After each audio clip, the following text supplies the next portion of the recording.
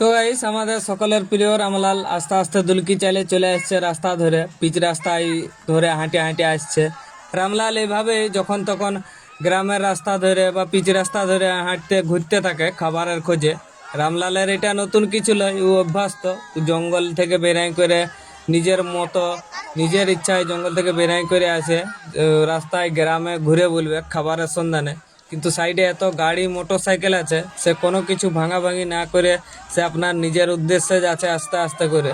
আর গ্রামের রাস্তায় ভিতর দিকে গেলে গ্রামবাসীরা তাকে ভালোবাসে, খাবারও খেতে দেয়, ধান টান বের করে দেয়, ঠেকায় কুলাই বস্তায় যে যেমন পারে দেয়, সেগুলা রামলাল খাবে, খাই করে আস্তে আস্তে করে সেই জায়গার থেকে সরে যাবে।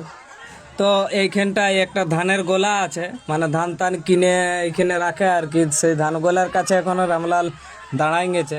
তো দেখা যাক রামলাল শেষ পর্যন্ত কোন দিকে যায়। এইখানে ধান গোলায় ধান টান বের করে খায় না, সোজা রাস্তা ধরে চলে যায়।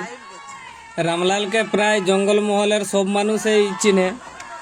তো দেখতে পাচ্ছ রামলাল সেই ধান গোলার আগেটায় দাঁড়ায় আছে, পরিকল্পনা লিছে এখান থেকে ধান বের করে খাবো না চলে যাব। তো দেখা যাক শেষ পর্যন্ত রামলাল কোন দিকে যায়। রামলাল খুব শান্ত প্রকৃতির, এটা প্রায় সবাই জানি আমরা, কিন্তু তবুও তার থেকে নির্দিষ্ট দূরত্ব বজায় রাখবেন সব সময়, কারণ যে কোনো সময় দুর্ঘটনা ঘটে যেতে পারে।